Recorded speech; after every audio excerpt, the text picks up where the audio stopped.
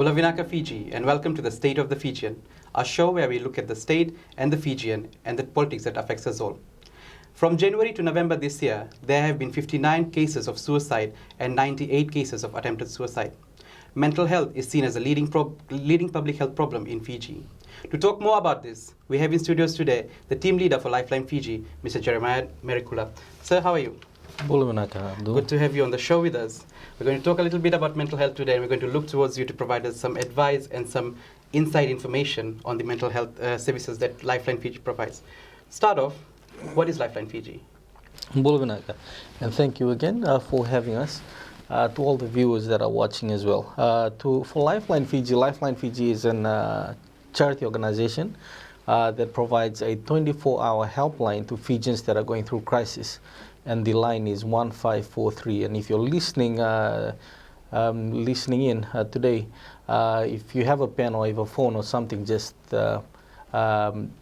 write down on your phone or paper 1543. If you're going through any sort of crisis and if you need someone to talk to, there's always on the line that is there that are able to provide crisis support when it's needed. Yeah. I think to start off, the most basic question, we know what mental health is, we know the context, so maybe we know what it looks like. But how do you as a service provider define mental health? How would you explain to the public who's listening in? Thank you. I believe that is a very important question. In Fiji, mental health is something that is hardly talked about. This might sound wrong, but, one of the good things about COVID-19 that it brought out the discussions around mental health and how does mental health look like, and, what does individuals expect of what mental health is. Just for example, we on the support line, when the first wave of COVID-19 hit us, we had Fijians that were calling in and that were asking, I'm feeling overwhelmed. I just can't do things, and I a lot of times I always like sleeping or doing nothing at all. And a lot of times you have to tell them, okay, that is a sign of stress. That is a sign of anxiety if you're feeling, fear of the unknown and things like that. And some of the time we have to inform them, well, that is a sign of depression. And the good thing about, COVID-19, that it brought out the conversations about mental health and how does it look like.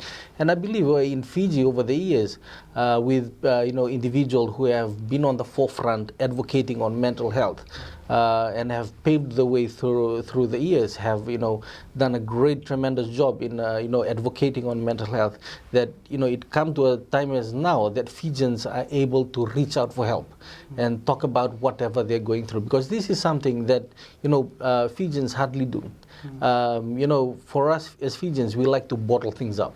Right. We don't like to talk about things. Yeah. And just on that part, that us as Fijians, we like to bottle things up. As somebody who may not be going through that, but somebody in my family or my neighborhood or my community is, how do I identify or how do I pick out who needs that help?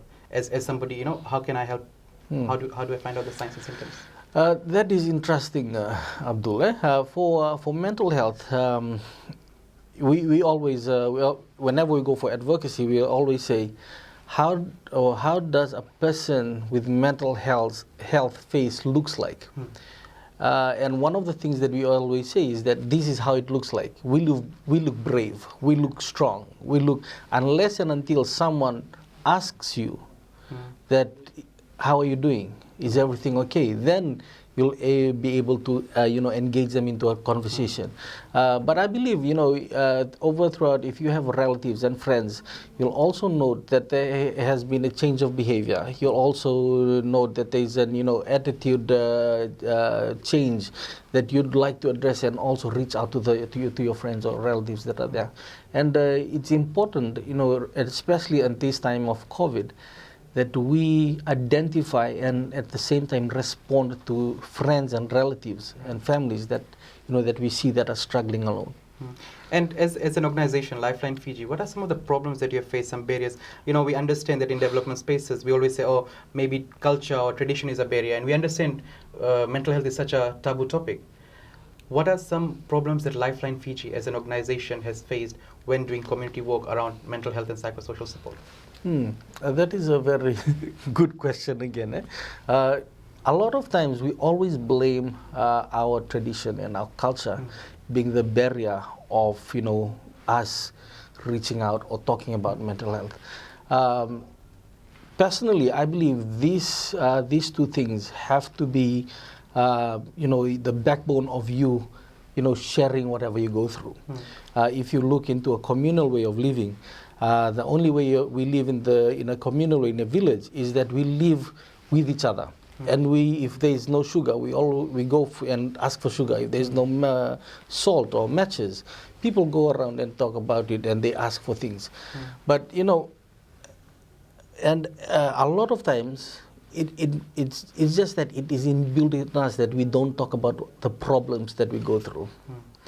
People can talk about their successes. People can talk about what their successes and everything that goes well, but they don't like to talk about the problems or the hardships that they go through. Right. And I believe that is the most important thing. And the hardship is that people don't like to talk about what they go through. Okay. Stay with us. We'll be back with more conversations with Mr. Merekula, team leader of Lifeline Fiji, after this break.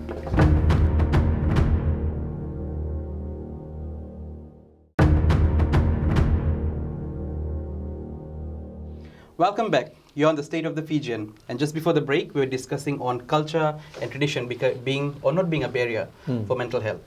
I want to ask more in terms of how development space sees culture and tradition and even religion as a barrier. As I said before, it's such a taboo topic. How do we overcome this mentality that surrounds mental health? Thank you for that, Abdul. I believe, one of the things that we usually blame a lot, like we've talked about on the earlier segment, is the culture and tradition, that, how it builds up a person. And, one of the things also that we have to realize that these things have been with us for hundreds of years. And it has journeyed with us also over the years, and it has, developed, individuals, and it has built individuals as well for who they are today. And, one of the things that we also, was going to talk about is the religion. A lot of times, religion has become a barrier for us, to reach out to our friends and families. Even though they have huge networks and communities. Yeah, even though they have a huge network and behind them. And I believe it's not about just the religion. It's about the name that we portray. Or I'm from this denomination. I'm from this denomination. I'm from here. I'm a different race than you.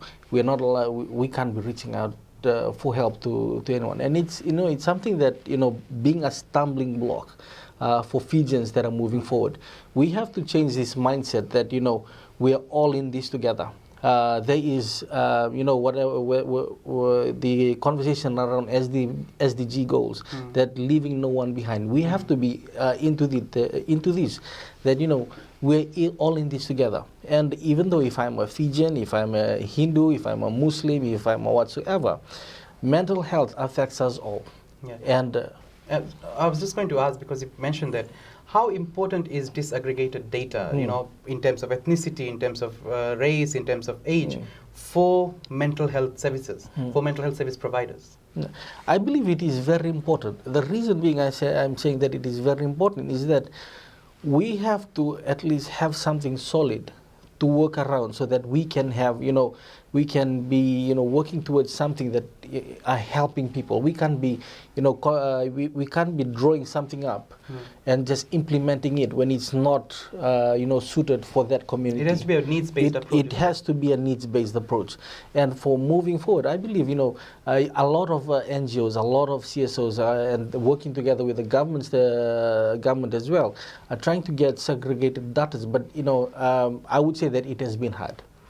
It has been hard, but the NCOPs are trying so hard to work towards that, so that there's something that we have to work around.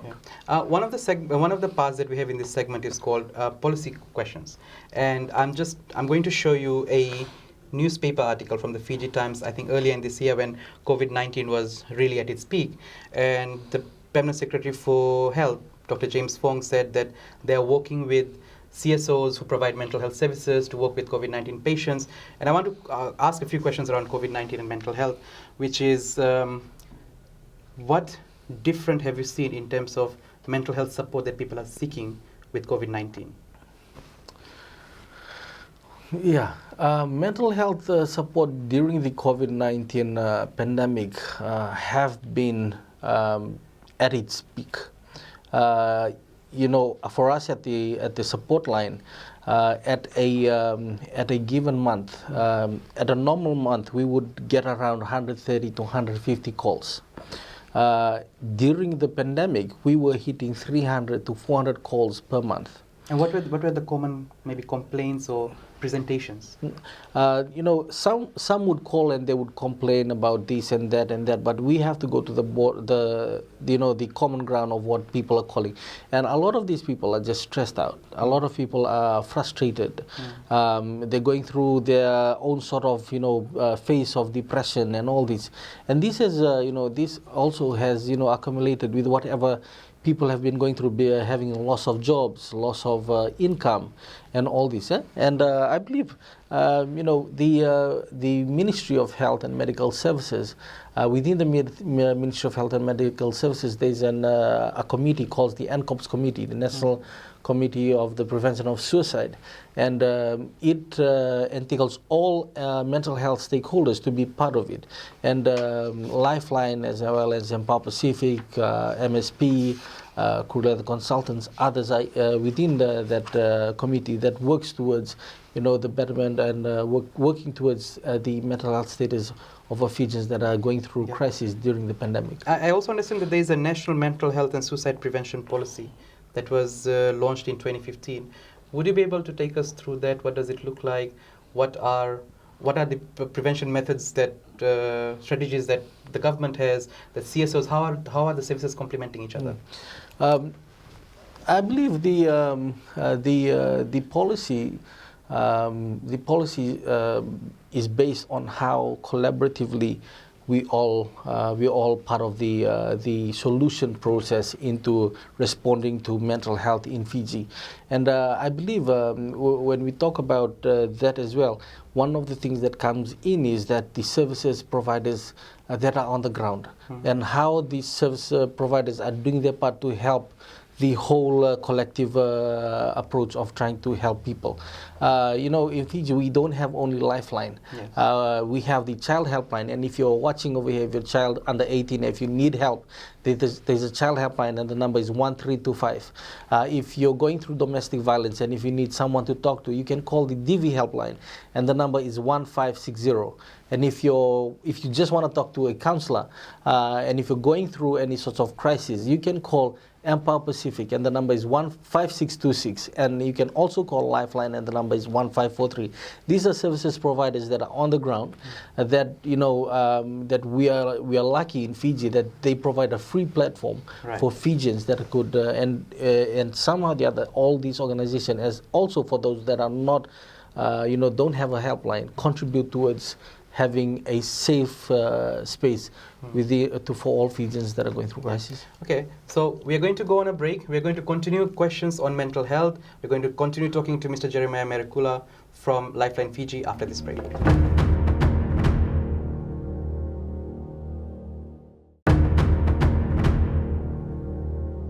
Welcome back. You're on the State of the Fijian, and we're discussing mental health with the team leader of Lifeline Fiji, Mr. Jeremiah Merekula.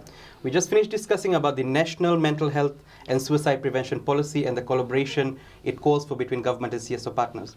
My next question would be, what about the budgetary allocation towards mental health? I have seen the budgets, and over the years, it has not been very substantial, in my opinion anyway. Thank you, Abdul. And this is good that we are talking about this openly as well. I believe with mental health and suicide budget, there is not a lot as well allocated around around mental health within the Ministry of Health. It's something that is important, that the ministry, not only the ministry but the government, have to be looking into, is the mental health well-being for every Fijian. And as we look into the budget, it doesn't portray the thing that the budgetary allocation that it has for to provide mental health service for every Fijians. And I believe over the years, this is something that have to be prioritized, the importance of Fijians' mental health and how we can help Fijian go through this. And how do we lobby period for this? How do we, because it hasn't increased, if I'm not wrong, it's kind of decreased over the years, isn't it? Yes. I believe there is within the Ministry of Health at the Wellness Center, there is a suicide prevention and mental health officer sitting within the Wellness Center that provides support also on this. And if we lobby for it, this is where we lobby at. The other question I want to ask, after this second wave of COVID-19, kids have just returned to school, and I've got a cousin of mine, she's in school, and she said that the first week of school was all about mental health counseling. And I love that idea that we are embracing that our young kids after COVID-19 need that mental health support. What did concern me was that these are school teachers who are providing that mental health support, and I was a bit concerned in the sense that, does it matter? Is it going to be problems if not trained mental health counselors are providing this counseling session? Abdul, I believe it is important to have trained counselors doing this, and I also believe that the Ministry of Health and Ministry of Education, have been working around getting some of their teachers to be trained counselors as well. And I believe they also have the NASAC team that is within the Ministry of Education, National Substance Abuse Council, that they have counselors as well over there that works together with other relevant stakeholders to provide mental health support for kids. And that is something that is a long shot, but we are working towards collaboration on that. Okay, so I'm going to move on to the other part in this third segment, which we call the public hot seat, where we have got a focus group of young people and we tell them, okay, this is what we are going to be discussing on your next episode. What questions do you have regarding that particular topic? So I've got a question here, which I'm going to play for you. It's an audio. What are you doing to battle the stigma or minimize the stigma so that there's more awareness in little villages, little city areas, little communities? How are you getting the message across to let them know that a person going through anxiety, depression, PTSD, bipolar? So basically what this person is asking is the stigma surrounding mental health. What kind of work are you doing, and what kind of work maybe the community and just everyday Fijians can do to remove the stigma around mental health? Thank you. Stigma is a big thing, especially in Fiji. When we talk about mental health, it has this stigma around it that people just don't want to talk about it. And for Lifeline, one of the things that we've been doing since 2019 is that we've been working together with the Provincial Council in trying to train provincial youth reps in all divisions, in all provinces, to be our mental health first responders on the ground. One of the things that we have seen is the gap that we have within the settlements, urban areas and all. So this year we have been grateful to the U.S. Embassy, who have just approved funding for our equalizer program that will focus on that. And one of the things that we have been trying to work on is that we're trying to push the importance of mental health, and just basically identifying and breaking down what does stress means, what does mental, and especially putting it into their vernacular languages, and for them to better understand the meaning of all these things. Yeah. I've got another question from Mr. Avikesh Kumar from Navua, and I'm going to play that for you. With the high cases of suicide and suicide attempts and the lack of infrastructure such as specialized clinics and access to mental health services, What would an ideal mental health and psychosocial support look like in Fiji? So, as a mental health and psychosocial support provider, you have worked in this area extensively. What does mental health infrastructure in Fiji look like to you?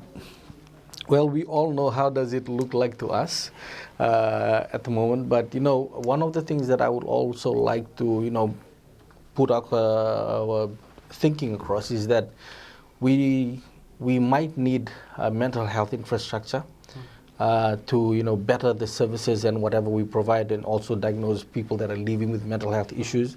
But one of the things that we always have is that we have each other.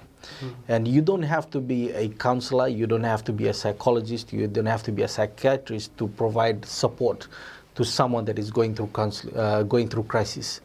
You just have to be you. You just have to have an ear, and you have to have a shoulder for someone to talk about whatever they're going through, for you to listen, and also for you to shoulder them when they're going through things. And I believe that that is within our scope of work. And as an individual, for someone that is listening as well at home, you have what it takes to help someone and also to save lives. Don't say that you're not enough, you're worthless. If someone needs help, you're always there. And this goes once again, this is a long shot if we're talking about infrastructure, but if we try to collaborate and be there with each other, we can help save lives. I think that's a very important message, where we don't look towards others to provide us this infrastructure or support, but we ourselves can upskill ourselves, build our capacity to identify, recognize, and do referrals. We are almost reaching the end of our show. Before we end, there's one thing I want to ask you. Would you please repeat the helpline for all our audience, the different helplines that exist? Naka, just for those that are watching in, if you're going through any sorts of crisis, and if you're under 18, and if you need someone to talk to, there's a child helpline, and the number is 1325. If you just need someone to talk to, there's Empower Pacific, and the helpline is 5626. And if you're female, and if you're going through any sorts of crisis of domestic violence or emotional abuse, you can call the DV helpline, and the number is 1560. And if you need someone to talk to, or just share about whatever you go through, there's always Lifeline, and the number is 1543. Well, that's all we had time for. Remember, the numbers for the helpline are on our screen, and you can always reach out to those numbers if you are in need. Join us next week when we come back with another guest on the State of the Fijian. Till then, stay safe and good night.